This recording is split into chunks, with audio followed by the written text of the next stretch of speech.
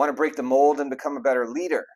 Let's talk about how vulnerability and emotional openness could be the key to unlocking your leadership potential. Hi, I'm Adam Piendis, and I'm here to show you how cultivating vulnerability can go far beyond getting a leg up on your competition. Instead, it's about taking the road less traveled and becoming a powerful leader who understands how emotionally open communication can create amazing opportunities for both you and your team. Vulnerability at its core ultimately does three things for you.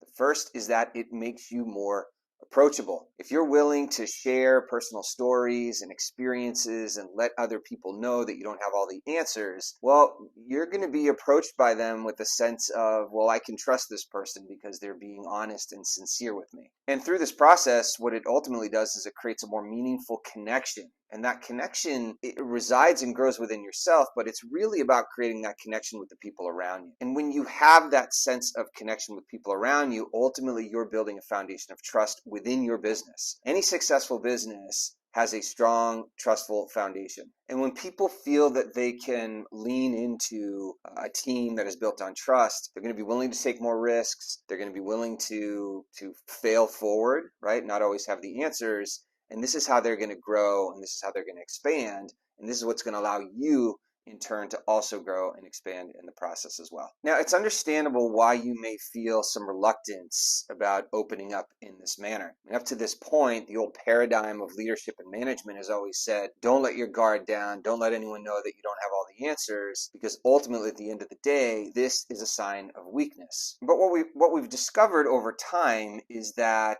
this whole idea of it being a sign of weakness just isn't true.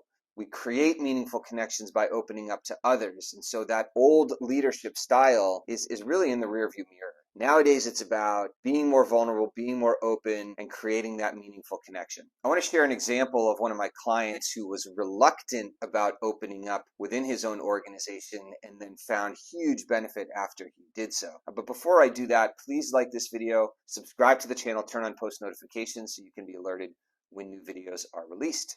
All right, one of my coaching clients was hugely successful in his business, and he reached a point where it was time to grow and expand. So he went out and he acquired another business and then merged them both together. Well, ultimately what happened is that he had the culture that he had built, and now he was bringing in an entirely new culture, and he was having them, he had to have them merge together so that they could communicate effectively, they could grow and move in one direction cohesively. Well, this was his first time doing this, so like any other human being, when you do something for the first time, you're not going to have all the answers. And so here he was sitting atop his organization, brought in another 1,000 people or whatever it was, and everyone was looking to him in terms of how they were supposed to behave and move forward, and he just wasn't clear. And so I said to him, what would it feel like to tell your people and the new people that you're just not sure of the best way forward from the onset? And after a little bit of reluctance and feeling like he needed to have all the answers, he decided to actually express himself in an honest manner and say, hey, look, this is new to me. I'm excited that we've joined forces here, but I don't have all the answers and I'm not really clear on what the next steps are. Well, it turns out that the people responded fantastically because everybody else in the organization was nervous as well. But it doesn't matter what layer you're in, you're still going to have human reactions to change. And if you know that the person at the top, and if this is you, is willing to say, hey, I don't have all the answers, well, that's what makes you more approachable. That's what starts to build a cohesive unit. And this is what allows you to build that trust from the onset so that you can collaborate moving forward. This type of transparency is invaluable for a number of reasons. It opens the door for greater discussion, and what it ultimately does for you is it allows you to lead with your own leadership style. Many years ago, I was working with a mentor before I started my own business, and one of the things that he said to me that I always remember is, Adam, when you go out, do it your own way. And doing something your own way means that you have to have a willingness to be vulnerable, to be authentic, and to be expressive from those places that are real within you, from those places that say, hey, I'm feeling a little scared, I'm feeling a little fearful. Because again, I've said it a few times here, this is what makes you more approachable, and this is what builds cohesive units. Being vulnerable and being open isn't solely about how you choose to express yourself. It's also about how you show up and support the people around you. Before I get into some examples of what I'm talking about, if you haven't already, please like the video and subscribe to the channel. As a leader and running a team, you're going to have to give people constructive feedback. Sometimes you're going to have difficult conversations and share things that people aren't always going to want to hear. This is part of being more vulnerable. This is part of opening the doors for open communication. One of the best ways that I've found to provide constructive feedback for somebody is to first acknowledge their gifts, or first acknowledge the thing that you really appreciated that they completed or was part of their efforts. You could say something along the lines of, hey, I really appreciate the effort that you put into this project and all the details that you focused on. I love the hard work that you put into this. And I think that there's an opportunity to expand some of the thoughts in this particular area as well, right? So what you're doing there is you're acknowledging for the things that you appreciate about them, and you're opening the door for greater discussion and for them to perhaps refocus or redesign or put their efforts into the project in a little bit of a different way. And ultimately, at the end of the day, this type of attentiveness is what allows the people around you to feel seen, to feel heard, and to feel acknowledged.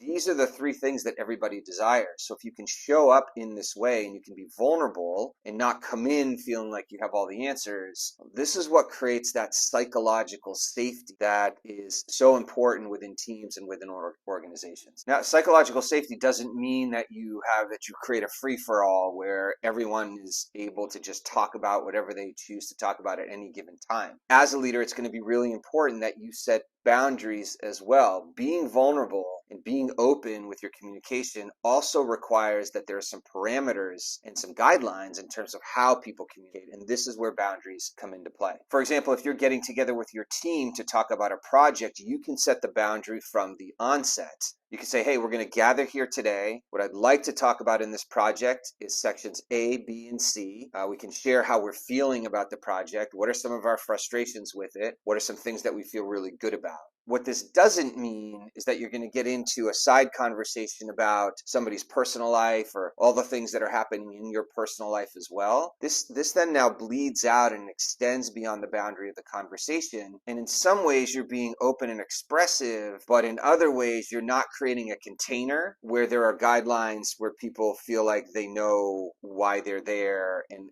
what type of conversation they're going to engage in. So where psychological safety and open communication and vulnerability and all those things are really important, being really clear on boundaries becomes the ultimate way to move together in that constructive, cohesive way. And the last thing I'll mention here is that when you create these spaces to have this open type of communication, it doesn't mean that everybody's always going to agree with one another. This doesn't mean that you have to always be completely agreeable. This just isn't real. People are going to have disagreements. People are going to have emotional breakdowns at times, and people's feelings are going to need to be expressed in certain ways.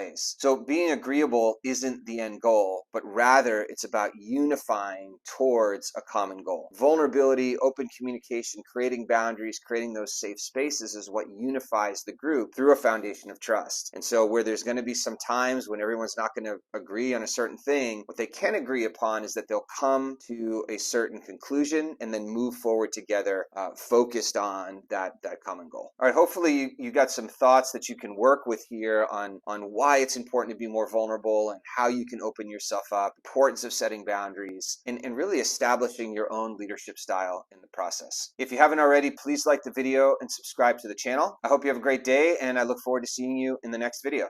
Take care.